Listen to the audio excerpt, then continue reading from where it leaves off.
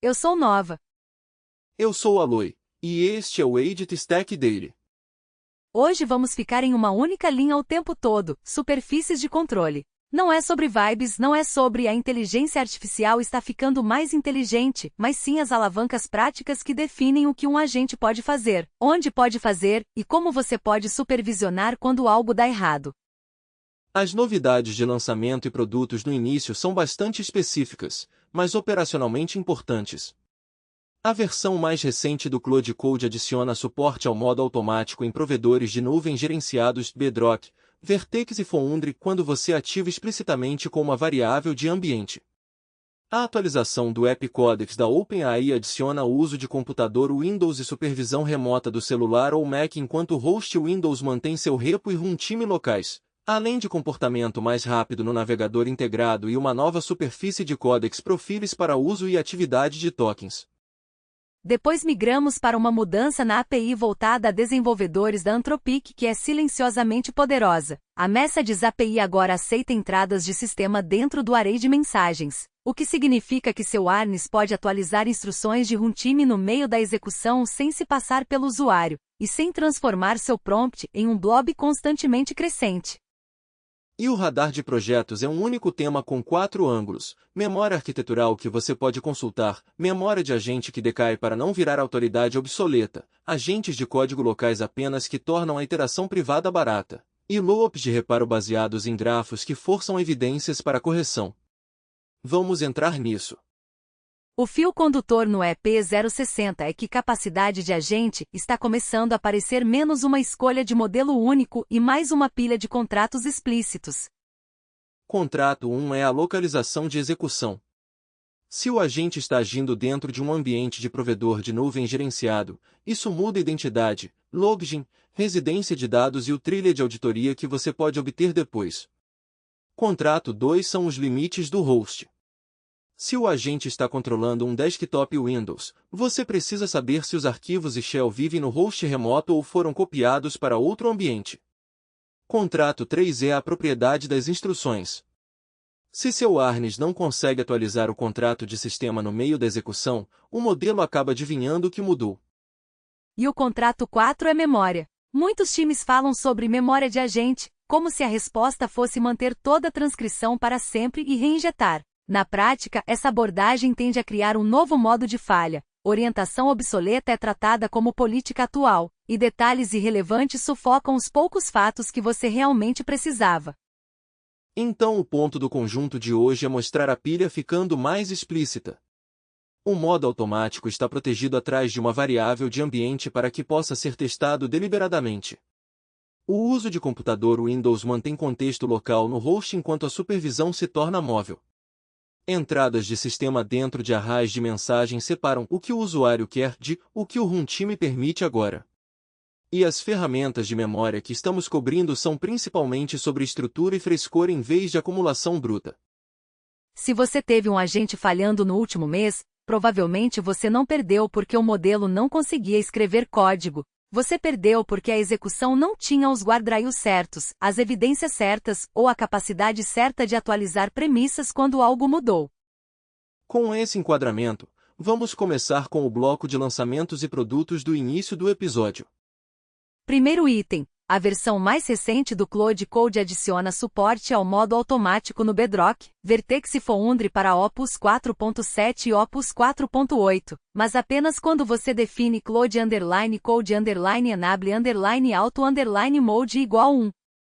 Dois detalhes importantes estão escondidos dentro dessa frase aparentemente pequena.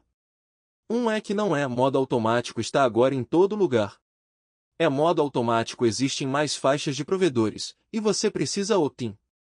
O outro é que as faixas de provedores importam tanto quanto o recurso em si, porque o modo automático é fundamentalmente uma superfície de permissão e roteamento. Vamos descompactar o modo automático em termos práticos. Em um agente de código existe um espectro de ações: ler arquivos, buscar, rodar testes, instalar dependências, iniciar um servidor dev, editar código, fazer commits, abrir PRS e assim por diante. Modo automático é o rótulo para o sistema decide em que certos passos podem ser executados automaticamente sem parar para confirmação humana em cada passo. Isso não é apenas um toque de conveniência. Muda o perfil de risco da execução do agente. Se seu agente pode rodar comandos automaticamente, o limite de segurança não é mais apenas o modelo. É a combinação de comportamento do modelo, política do harness, permissões de ferramentas, sandbox, e o ambiente do provedor onde essas chamadas de ferramentas acontecem. E é aí que entram as faixas de nuvem gerenciada. Bedrock, Vertex e Foundry são caminhos comuns quando um time quer acesso ao modelo com identidade e conformidade nativas da nuvem. Nesses ambientes, geralmente há uma forte preferência de que requisições e logs fiquem dentro de um limite específico de nuvem, vinculados a credenciais organizacionais, com políticas de acesso que você pode aplicar centralmente. Então o suporte ao modo automático ali significa que você pode avaliar comportamento de ação automática sob a mesma realidade de IAM e auditoria da produção. Se você testa o modo automático apenas em um fluxo de workstation local de desenvolvedor e depois faz deploy em um contexto de nuvem gerenciada, você está mudando muito do sistema circundante ao mesmo tempo, identidade, networking, login, e às vezes até padrões de acesso ao sistema de arquivos. O portão explícito da variável de ambiente é o outro ponto-chave. Se você está operando um toolchain de time, geralmente você não quer uma surpresa onde uma atualização muda comportamento de pergunte antes de fazer coisas para faça coisas. Optin-Gating força um ponto de ativação intencional.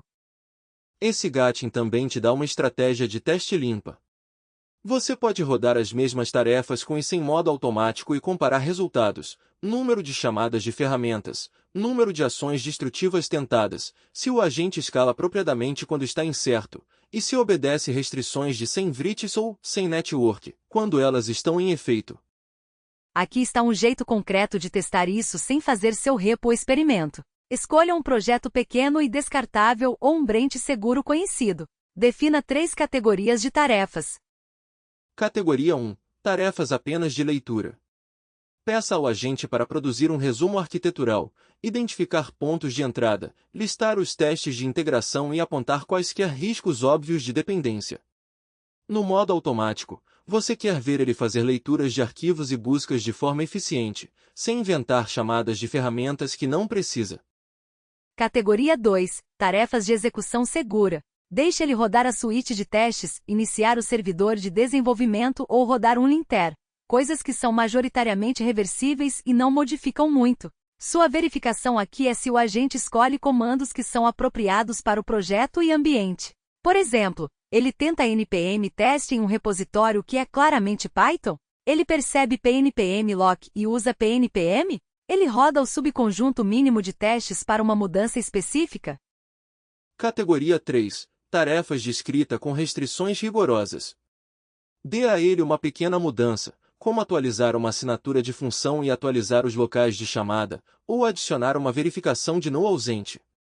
Seu harness ainda deve impedir qualquer coisa que você considere alto risco, como dar push, publicar pacotes, alterar arquivos de secrets, ou modificar manifest de deployment, a menos que você aprove explicitamente. O ponto é medir se o modo automático reduz o atrito nas tarefas que você quer acelerar, sem aumentar silenciosamente o risco. A variável de ambiente facilita rodar testes AB e manter o comportamento de produção fixo até você estar satisfeito.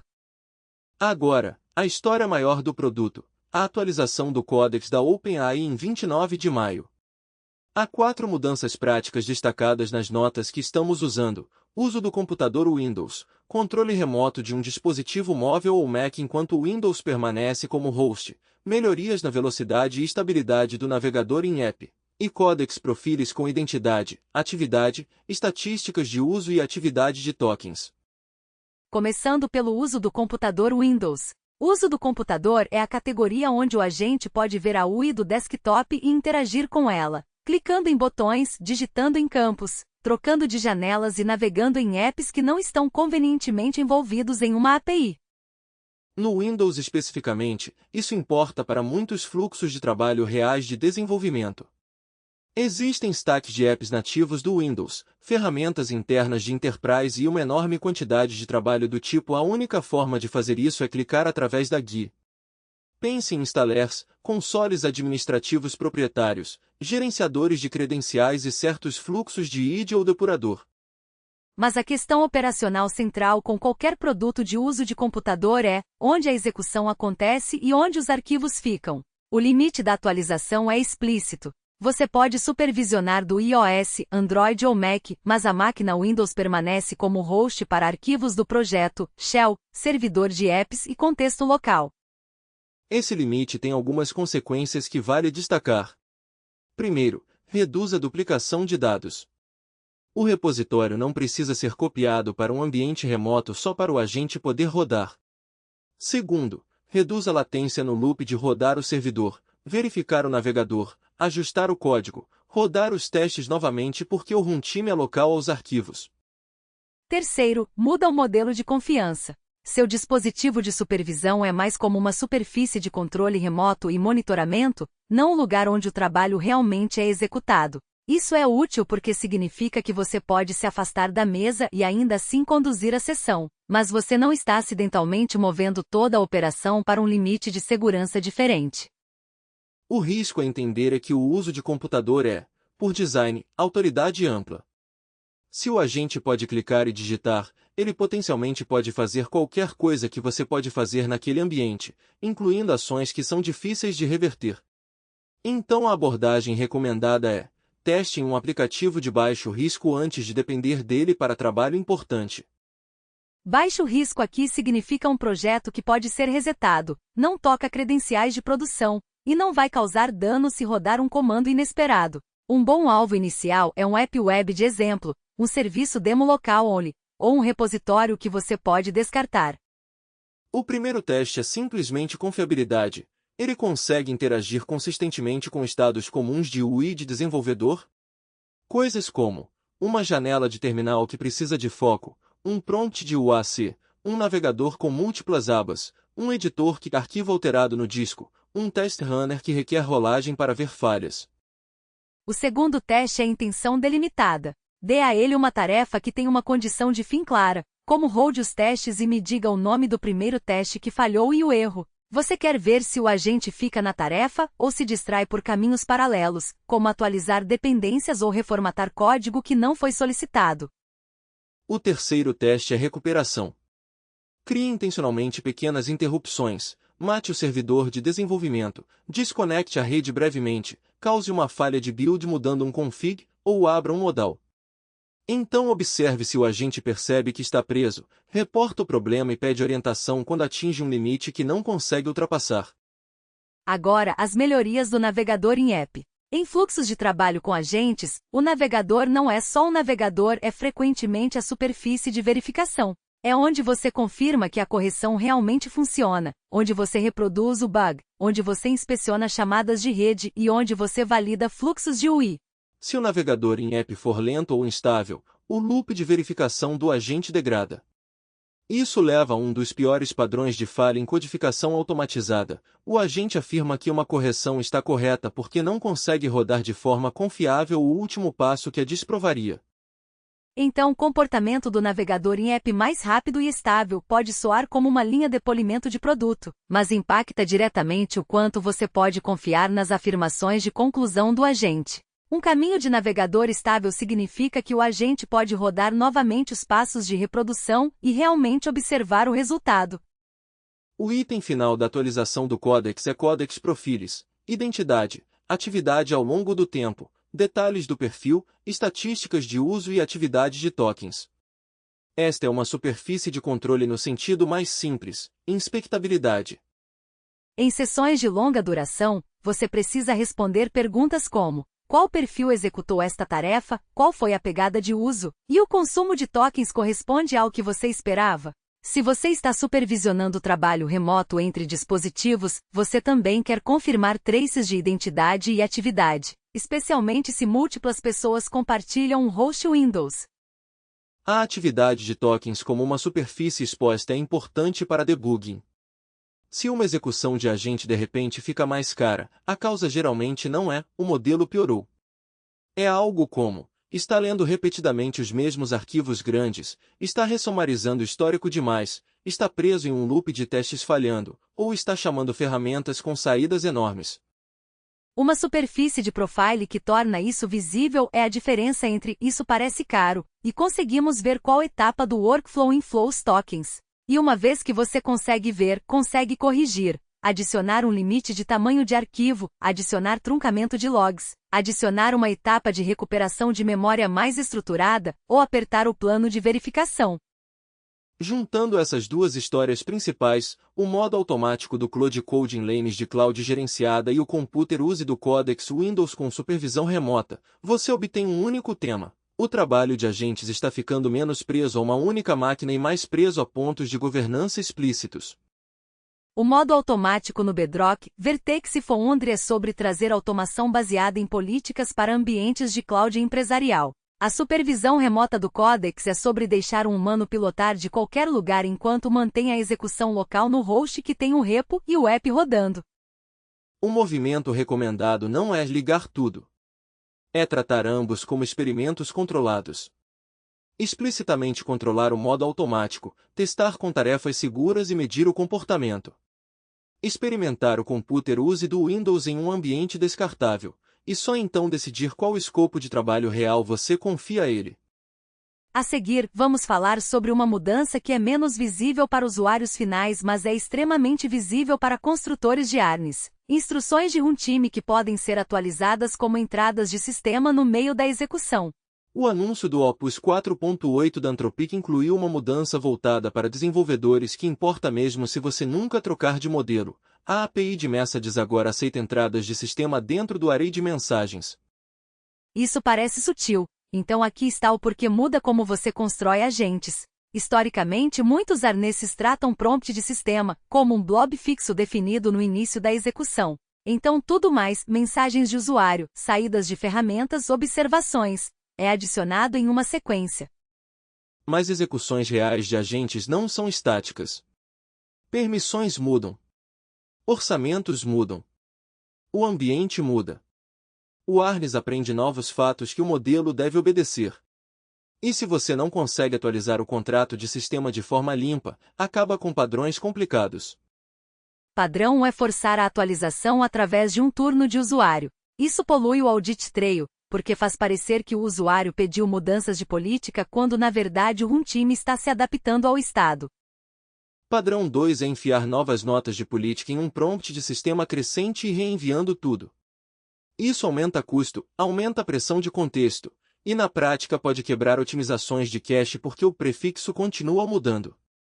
Padrão 3 é pedir ao modelo para inferir estado alterado a partir de logs. Isso funciona até não funcionar. Se o modelo perder uma linha de log, vai continuar operando como se nada tivesse mudado, como se ainda tivesse permissão para escrever arquivos, ou ainda tivesse acesso à rede, ou ainda tivesse orçamento suficiente para rodar uma suíte de testes completa. Entradas de sistema dentro do array de mensagens dão ao Arnes uma ferramenta mais precisa. Você pode inserir ou adicionar uma mensagem de role de sistema que diz, efetivamente, o contrato agora é diferente sem fingir que o usuário disse isso. E isso permite separação de responsabilidades. A lane do usuário pode permanecer como um registro limpo de intenções, aprovações e esclarecimentos. A lane de sistema pode permanecer como a declaração autoritativa de runtime de restrições, ferramentas permitidas, detalhes do ambiente, orçamento e regras operacionais. Vamos deixar isso concreto. Imagine uma execução de agente de código onde você começa com permissões amplas. O agente tem permissão para ler arquivos, rodar testes e escrever mudanças em um branch. No meio da execução, o Arnes detecta que está em um estado de repo protegido, talvez tenha aberto acidentalmente um workretre de produção, ou a política do branch mudou, ou o agente agora está operando em um diretório marcado como sensível. Com entradas de sistema editáveis, o Arnes pode injetar uma nova mensagem de sistema. Escritas agora estão desabilitadas. Você só pode propor diffs e pedir aprovação. Isso é muito mais limpo do que dizer ao modelo em uma mensagem de usuário ou esperar que ele descubra.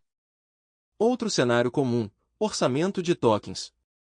Alguns arneses alocam um orçamento por job ou por fase. No início da execução, você pode permitir exploração. Depois, uma vez que o agente tem um plano, você pode apertar o orçamento para focar em execução. Com entradas de sistema, você pode atualizar a instrução. O orçamento restante agora está baixo. Priorize leituras mínimas de arquivos, rode testes direcionados apenas, e resuma antes de agir. O ponto-chave é que é uma atualização de instrução atrelada ao estado de runtime, não uma preferência de usuário que pode se misturar com a tarefa. Contexto de ambiente é outro. Suponha que o Arnes detecta que o sandbox mudou de um container de DER completo para um ambiente restrito sem rede. Ou detecta que um cache de dependências está vazio, então instalações serão lentas. Ou descobre que o repo usa uma ferramenta de monorepo que requer uma sequência particular de comandos. Você pode injetar esses como fatos de sistema. Isso significa que o modelo não precisa redescrever eles cada vez, e não precisa adivinhar baseado em observações parciais. Agora, uma das principais alegações das notas é a preservação do cache de prompts. Em sessões longas, o cache é importante porque a parte mais cara das chamadas repetidas é frequentemente o prefixo repetido, as instruções estáveis, a orientação do repositório e o contexto de alto nível. Se o seu Arnes puder anexar mensagens do sistema como entradas discretas em vez de reescrever todo o prompt do sistema, você pode manter um grande prefixo estável inalterado. Isso melhora a eficácia das estratégias de cache e reduz a pressão para comprimir tudo em uma mega instrução no início. Mesmo sem cache explícito, isso ajuda na clareza. Em vez de um prompt de sistema gigante que inclui uma dúzia de atualizações históricas, você pode ter uma linha do tempo de mensagens do sistema, contrato inicial, depois atualizações conforme as condições mudam. Mas é necessária uma disciplina aqui. Se você usar entradas do sistema sem cuidado, pode criar instruções do sistema conflitantes. Por exemplo, o sistema inicial diz você pode escrever no repositório, depois o sistema diz escritas estão desabilitadas, e mais tarde novamente diz escritas permitidas para arquivos em docs. Se você não definir precedência, o modelo pode tentar satisfazer todos de uma vez. Então o Arnes deve tratar as entradas do sistema como atualizações de estado com um claro o mais recente vence ou uma sobrescrita claramente delimitada. Muitas vezes é útil escrever entradas do sistema de forma estruturada, mesmo que ainda sejam textos simples. Por exemplo, você pode incluir um pequeno formato de cabeçalho de seção dentro da mensagem do sistema. Permissões: leitura sim, escrita não, rede não. Orçamento: tokens restantes baixos. Execução: rodar testes permitido, instalações não permitidas. O objetivo é facilitar para o modelo reconciliar o estado atual. Você também quer manter as atualizações do sistema geradas por máquina distintas da política do sistema autoria humana.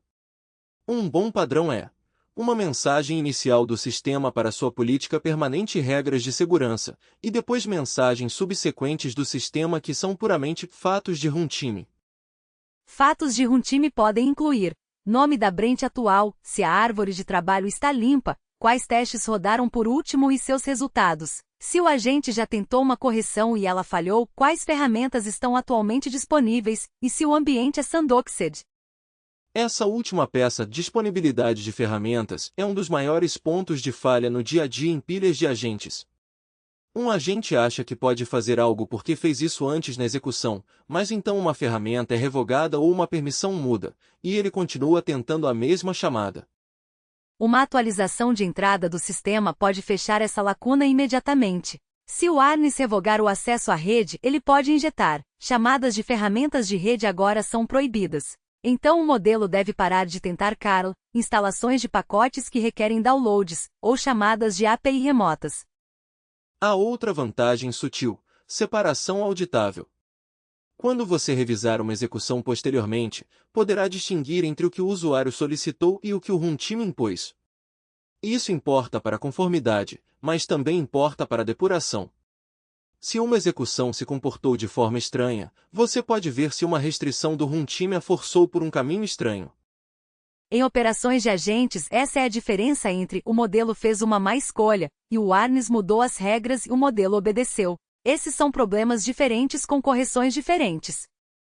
Teste sugerido para construtores de Arnes: implemente uma inversão de permissão no meio da execução e verifique se o modelo responde corretamente. Inicie uma execução onde escritas são permitidas. Deixe o modelo propor ou até começar edições. Então injete uma entrada do sistema que desabilite escritas e peça para ele continuar. Você está procurando alguns comportamentos. Ele para de tentar ações de escrita e troca para planejamento ou propostas de diff. 2. Ele reconhece explicitamente a mudança nas restrições? 3. Ele tenta comportamento de contorno, como codificar conteúdos de arquivos no chat como um patch sugerido em vez de usar ferramentas. Se você ver comportamento de contorno, talvez precise fortalecer a linguagem da sua política. O objetivo não é impedir o modelo de ser útil, é manter o contrato real sem escritas deve significar sem escritas, mesmo que o modelo acredite ter a correção perfeita. Outro teste recomendado: aperto de orçamento. Deixe o agente começar uma fase de exploração, então injete uma entrada do sistema que defina um orçamento estrito e uma lista de prioridades. Depois veja se ele realmente estreita suas chamadas de ferramentas, menos arquivos, diz menores, testes direcionados. Se não fizer isso, é um sinal de que você precisa tornar a instrução de orçamento mais concreta. Modelos respondem melhor a restrições operacionais quando você especifica o que fazer. Por exemplo, leia apenas os arquivos que você já referenciou. Rode apenas o teste que está falhando. Resuma as mudanças em 5 bullets antes de fazer edições.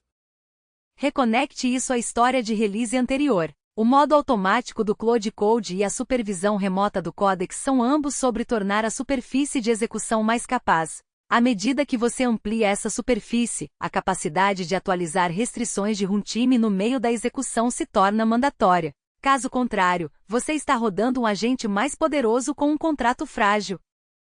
A seguir vamos para o radar de projetos, começando com 2 ferramentas complementares de memória, OpenLore para orientação arquitetural, e Memo para memória persistente com decaimento.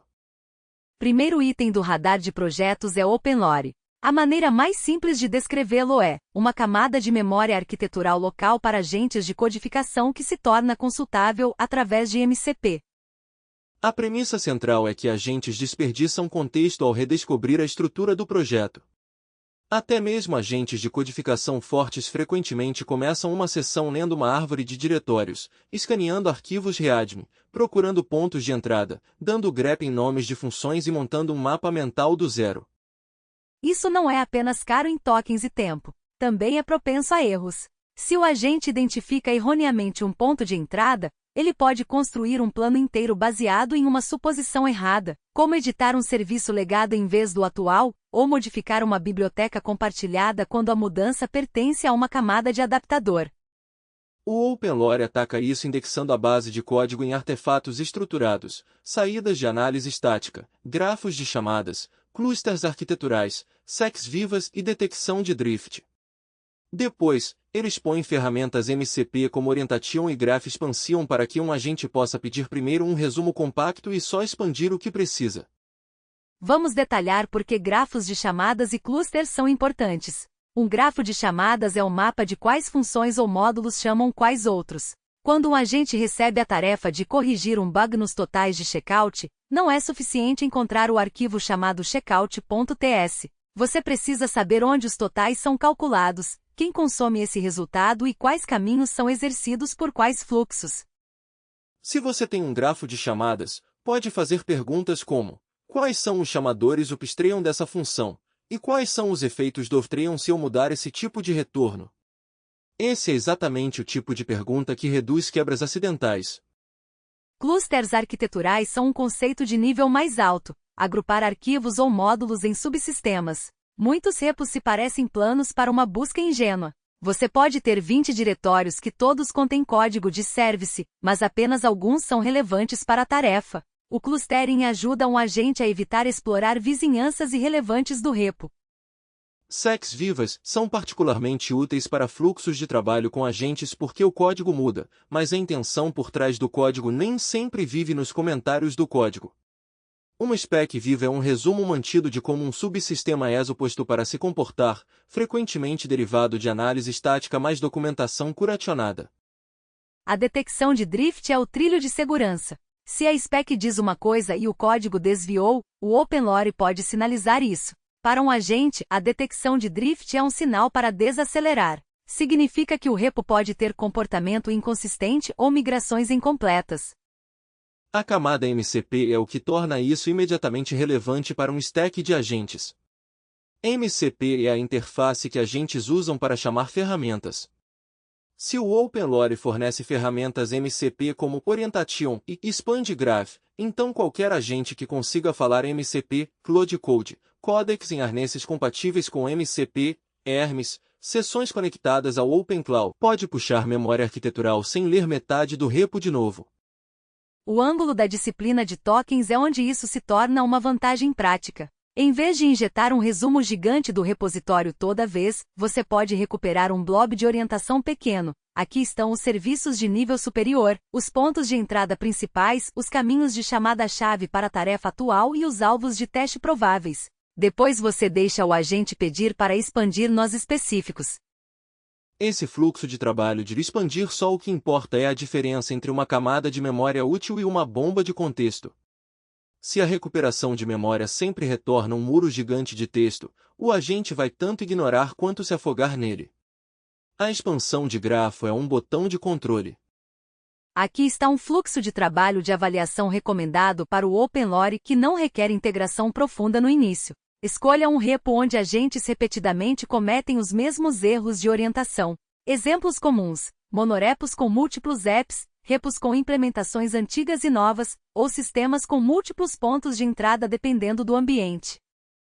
Passo 1. Execute a indexação do OpenLore e use a ferramenta de Orientation para produzir um resumo arquitetural.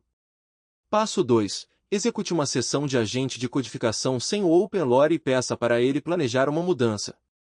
Passo 3. Execute a mesma sessão de planejamento, mas forneça a saída de Orientation do OpenLore primeiro. Compare os planos. Especificamente, o plano assistido pelo OpenLore escolhe arquivos diferentes? Ele identifica os pontos de entrada corretos mais rápido? Ele propõe testes que realmente estão conectados aos caminhos de código envolvidos? Também compare a taxa de primeiro erro. Em muitas execuções de agentes, o primeiro erro é selecionar o ponto de partida errado. Se o OpenLore reduz isso, ele já está se pagando. Agora item 2 do radar de projetos, Nemo. Ele trata a memória do agente como um grafo de conhecimento local com decaimento.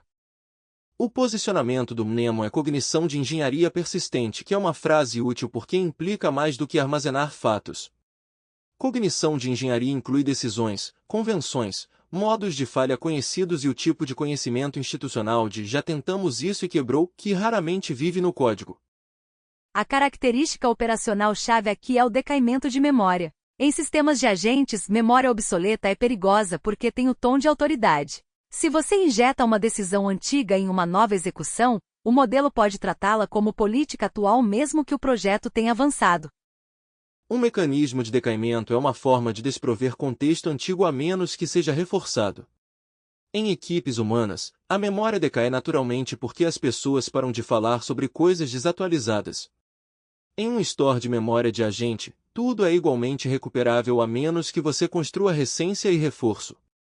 O Nemo também enfatiza a recuperação híbrida, BM25 mais vetor mais busca em grafo. Essa combinação importa porque o que você precisa depende do tipo de consulta. BM25 é ótimo para correspondência exata de termos, nomes de arquivos, mensagens de erro, nomes de bibliotecas específicas, termos internos de projeto. A recuperação vetorial é melhor para a similaridade semântica, encontrar decisões relacionadas mesmo quando a redação muda. A recuperação em grafo adiciona estrutura, seguindo arestas como decisão relacionada a subsistema, convenção aplicável a módulo ou modo de falha acionado por dependência. A vantagem prática é que a memória não precisa ser uma lista plana de notas. Se sua memória é um grafo, você pode responder perguntas como: quais convenções se aplicam a esta pasta? Ou, quais incidentes anteriores se relacionam com este erro? Ou, quais decisões foram tomadas sobre fluxos de autenticação neste serviço? Ganchos de ciclo de vida são outro conceito importante. Em um harness de agente, você pode decidir quando as memórias são escritas ou reforçadas. Por exemplo, quando um PR faz merge, você pode reforçar a memória que descreve a decisão. Quando um teste falha repetidamente, você pode criar uma entrada de memória descrevendo o modo de falha e sua correção. Quando acontece um release, você pode decair certas memórias antigas mais rapidamente porque elas se relacionam a uma versão anterior. Armazenamento local FARST é a base operacional aqui. Se o repositório de memória for local, você pode manter a cognição sensível do projeto na máquina ou dentro do seu ambiente controlado, em vez de enviá-la para um serviço de memória remoto hospedado. Aqui está a forma recomendada de começar com o Nemo sem dar muita autoridade a ele cedo demais. Comece capturando 4 tipos de itens de memória. Uma decisão de projeto. Algo como não usamos triggers de banco de dados, todas as regras de integridade ficam na camada de serviço. 2. Uma convenção. Exemplo, todos os novos endpoints devem incluir request IDS e campos de login estruturado. 3. Um contexto de tarefa ativa. Exemplo, estamos migrando da biblioteca X para a biblioteca Y. Prefira Y para código novo. 4. Um modo de falha conhecido. Exemplo, este teste de integração falha se o timezone não estiver definido como UTC. Então inicie uma segunda sessão e consulte o que o memo lembra. Inspecione como você inspecionaria a saída de um compilador ou linter. Você está verificando precisão, relevância e se o decaimento ou ranqueamento parecem razoáveis. O sinal de perigo é quando a recuperação de memória retorna itens obsoletos com o mesmo peso dos frescos. Se seu repositório de memória não consegue expressar frescor, você eventualmente vai tratá-lo como não confiável e parar de usá-lo. Outro sinal de perigo é quando a memória se torna um canal de injeção de política. Seu ARNES deve manter a memória como contexto consultivo, a menos que o item de memória esteja explicitamente marcado como política. Caso contrário, o modelo pode tratar qualquer nota recuperada como uma regra, mesmo quando era apenas uma gambiarra temporária. Junte o OpenLore e o Nemo e você obtém uma história mais robusta do que memória de agente. O OpenLore lembra a forma do codebase, estrutura, caminhos de chamadas, clusters, secs. O Nemo lembra o conhecimento evolutivo do projeto, decisões, convenções, falhas com sensibilidade temporal. E ambos são mais controláveis do que Stuffed Transcriptors. Transcriptors são bagunçados, cheios de especulação, e frequentemente contêm pressupostos desatualizados. Ferramentas de memória estruturada visam recuperar contexto menor e mais relevante, e dar a você alavancas expansão de grafo, decaimento, ranqueamento híbrido que você pode ajustar. A seguir vamos passar para o lado local-only e graph repair do radar, OpenMonad e Prometheus. Terceiro item do radar de projetos, OpenMonad. É um agente de codificação local baseado em .NET construído em torno de inferência local via Llama.cpp, sandboxing com Docker, inteligência de código LSP e Roslyn, integração MCP e Playbocus. A frase para focar é padrão de agente de codificação local 0 metro, não porque signifique que você nunca usa modelos em nuvem, mas porque te dá uma baseline onde ler código e tentar edições mecânicas é barato, privado e repetível. Vamos começar com inferência local através do Llama.cpp. Isso significa que o modelo roda na sua máquina, usando CPU e opcionalmente GPU, sem enviar prompts ou código para uma API hospedada por padrão. Os benefícios óbvios são privacidade e controle de custos. Mas o benefício operacional é a velocidade de iteração em uma dimensão diferente. Você pode se dar ao luxo de rodar muitos pequenos experimentos. Se quiser pedir a um agente para propor 5 variantes de um plano de refatoração, ou analisar a estrutura de um repositório repetidamente, a inferência local pode tornar isso tedioso e barato em vez de caro e medido. Sandbox Docker é a próxima peça. Uma vez que um agente pode rodar comandos, você precisa decidir em qual ambiente ele roda. Um Sandbox Docker pode limitar acesso ao sistema de arquivos, acesso à rede, e o raio de explosão de erros. Mesmo quando você confia no agente, você não necessariamente confia em todo o script de instalação de dependência ou passo de build que ele possa invocar. A inteligência de código LSP e Roslyn é onde isso se torna mais do que um chatbot com terminal. O LSP oferece operações com consciência de linguagem, ir para a definição, encontrar referências, busca de símbolos, diagnósticos. O Roslyn é a plataforma de compilador .NET que pode fornecer compreensão semântica profunda para ser hashtag e linguagens relacionadas. Quando você combina LSP Roslyn com um loop de agente, você obtém edições mais direcionadas. Em vez de fazer greps cegamente, o agente pode perguntar onde este símbolo é referenciado, e então atualizar os sites de chamada sistematicamente. Esse é exatamente o tipo de mudança que agentes locais podem fazer bem, mesmo se seu raciocínio for mais fraco que modelos de fronteira. A integração com o MCP é importante porque significa que o OpenMono Agent pode participar de um ecossistema de ferramentas mais amplo. Você pode conectá-lo às mesmas ferramentas de orientação, ferramentas de memória, ou serviços internos que você expõe via MCP, sem integrar tudo no agente de forma RDD. E os playbooks são um mecanismo de captura de fluxo de trabalho. Um playbookla pode codificar os passos para tarefas comuns, rodar testes, localizar arquivos com falha, aplicar um padrão de refatoração, regenerar código, atualizar docs, e assim por diante. No contexto de um agente local, os playbooks ajudam a reduzir a quantidade de raciocínio necessário para operações rotineiras. Agora, trade-offs. Modelos locais frequentemente têm desempenho inferior em raciocínio profundo, planejamento de longo prazo e síntese complexa entre arquivos comparado a modelos de fronteira hospedados. Isso não significa que eles são inúteis. Significa que você deve mirá-los em tarefas onde restrições locais dominam e a carga de raciocínio é moderada. Bons alvos para agentes locais incluem orientação em repositórios, refatorações mecânicas, correções de formatação e lint, atualização de namespaces ou imports, geração de boilerplate, escrita de testes a partir de uma spec clara, e produção de resumos estruturados do que mudou entre commits.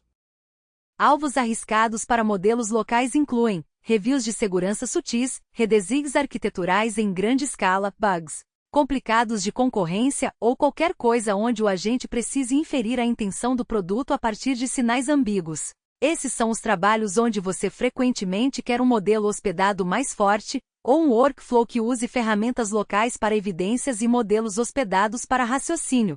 Isso sugere um workflow híbrido prático. Use um agente local para coletar evidências, mapear arquivos, extrair caminhos de chamadas, rodar testes, identificar casos de falha e propor localizações candidatas para edições. Então, se necessário, passe essas evidências para o modelo mais forte decidir a estratégia real de patch.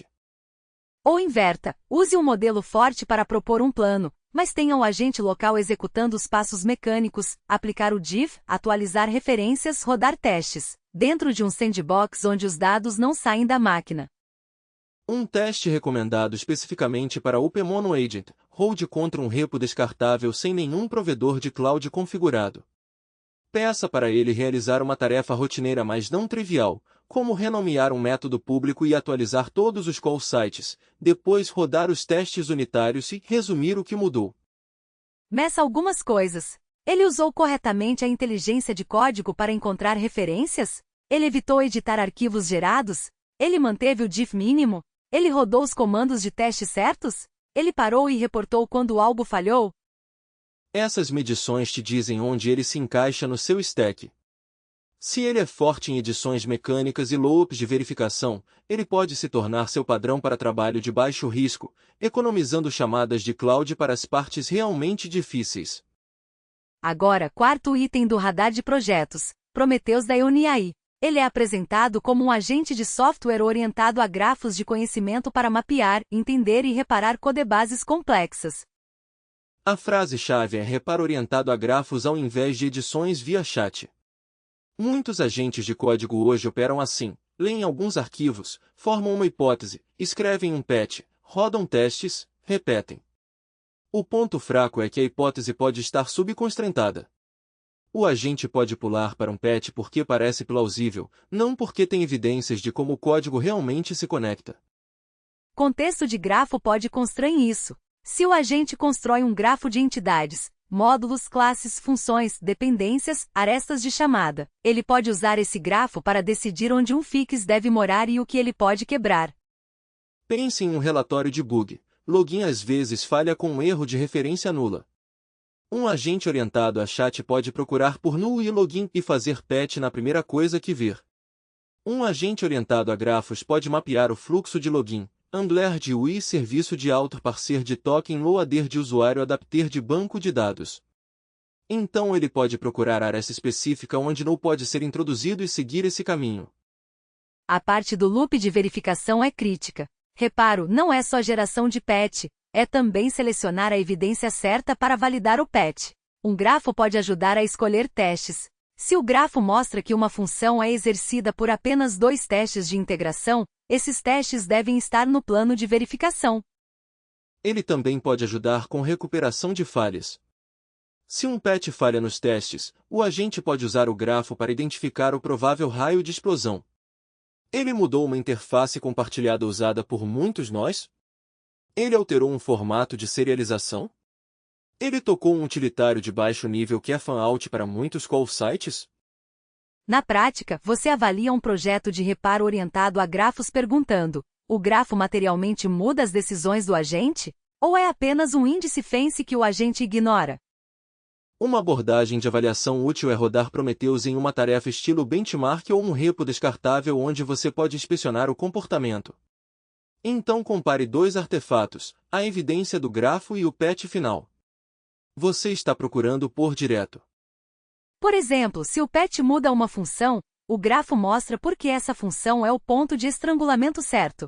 Se ele atualiza call sites, o grafo os enumera de forma abrangente? Se ele escolhe testes, o grafo justifica a seleção baseada na cobertura dos nós afetados? Outro teste é introduzir um sinal intencionalmente enganoso. Coloque um nome de arquivo que pareça relevante mas não é, ou deixe um comentário desatualizado. Agentes orientados a chat frequentemente são seduzidos por esses. Sistemas orientados a grafos devem ser mais resilientes porque dependem de relações reais de código ao invés de texto superficial. Prometheus, OpenLore e Nemo também se conectam conceitualmente. OpenLore fornece grafos arquiteturais para orientação. Nemo fornece um grafo de conhecimento para cognição de projeto com decaimento. Prometheus usa grafos para impulsionar reparo e verificação. A ideia no nível de stack é que grafos podem servir como uma camada de aterramento para agentes, estrutura que é mais difícil de alucinar do que narrativa livre. E isso é importante porque o próximo passo para agentes de codificação não é apenas modelos maiores. É fazer o loop provar o que entendeu, mostrar as bordas relevantes, mostrar as evidências, rodar os testes certos e revelar por que a mudança é segura. Em seguida, vamos encerrar com uma fila prática de o que experimentar a seguir, que combina com o tema de hoje de superfície de controle. Aqui está a fila prática do EP 060, na ordem que reduz o risco. Primeiro, Cloud Code Latest Auto Mode em nuvens gerenciadas. Trate como um feature flag porque é exatamente isso. Habilite apenas com Cloud Code Enable Auto Mode igual 1, e comece na faixa do provedor que você realmente planeja usar, Bedrock, Vertex ou Foundry, para que seus testes reflitam seu ambiente real de identidade e login. Execute 3 tipos de tarefas: orientação apenas de leitura, execução segura como testes e lint, e uma pequena tarefa de escrita com guardrails estritos. Meça o comportamento de chamadas de ferramentas, o número de vezes que ele continua sem perguntar, e se escala apropriadamente quando incerto. Segundo, Codex Windows Computer Use. Comece com um app de baixo risco e teste explicitamente confiabilidade, item limitado e recuperação. Confiabilidade é consegue operar a UI sem travar. Item limitado é mantém o foco na tarefa que você deu. Recuperação é reconhece bloqueios e pede orientação em vez de se debater. Se você planeja supervisionar do celular ou Mac, teste explicitamente o limite de controle remoto. Inicie uma execução no host Windows, saia, conecte de um dispositivo diferente e confirme que você consegue controlar de forma significativa, responder perguntas, aprovar etapas e verificar o progresso. O objetivo é validar que a execução fica local enquanto a supervisão permanece prática. Também trate os Codex Profiles como evidência operacional. Confirme que a identidade é o que você espera, e observe o uso e atividade de tokens em uma execução onde você sabe aproximadamente o que deveria acontecer. Se o uso de tokens disparar, use isso como prompt de debug, leituras repetidas de arquivos, verbosidade de logs, loops de ferramentas ou direcionamento ruim de testes. Terceiro, se você constrói ou mantém um edit harness, estude a mudança na messages API, entradas do sistema dentro do array de mensagens. Use para separar item do usuário de política de runtime e fatos de runtime. Implemente pelo menos uma atualização de sistema no meio da execução, mudança de permissão ou de orçamento, e verifique se o modelo responde mudando seu comportamento, não apenas reconhecendo o texto. Mantenha as atualizações de sistema estruturadas e evite linhas do tempo de instruções contraditórias. Prefira mensagens de resumo do estado mais recente para fatos de runtime em vez de uma longa cadeia de atualizações parciais que o modelo tem que reconciliar. Quarto, escolha exatamente um experimento de memória para poder avaliar de forma honesta. Use OpenLore se sua dor é redescoberta arquitetural, agentes continuam pegando os pontos de entrada errados, perdendo caminhos de chamada importantes, ou queimando contexto lendo os mesmos diretórios. Compare um plano de edição com e sem a saída de orientação do OpenLore antes de permitir escritas.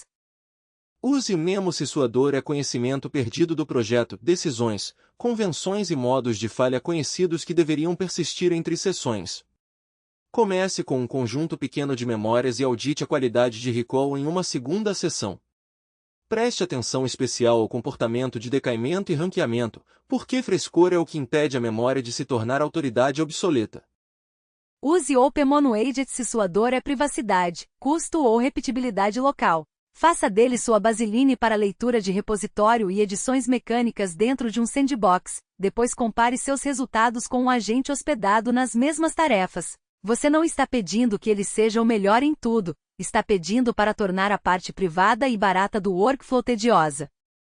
Use Prometheus se sua pergunta de pesquisa é qualidade de reparo e verificação.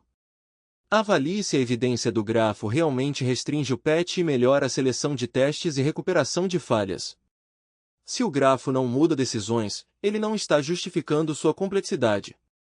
Para cada experimento, defina o workflow do builder antes da ferramenta tocar trabalho importante, o caso de uso, o alvo do build, o limite do operador, a decisão de deploy ou ship, e o padrão de verificação que prova o resultado. O workflow de build útil coloca evidência no início, uma decisão de operador limitada no meio, e uma regra clara de ship, deploy ou stop no final. Esse padrão de builder é o que impede experimentos de se transformarem em demos vagas. A lição duradoura de hoje é que stacks de agentes melhoram quando ficam mais explícitos, gating explícito para automação, limites de host explícitos para supervisão remota, atualizações de instrução de runtime explícitas para execuções longas, e recuperação de memória explícita que é estruturada, consultável e consciente de frescor. Esse foi o Agent Stack Daily do EP 060. Tobion Fitness Tech.com. Voltamos em breve.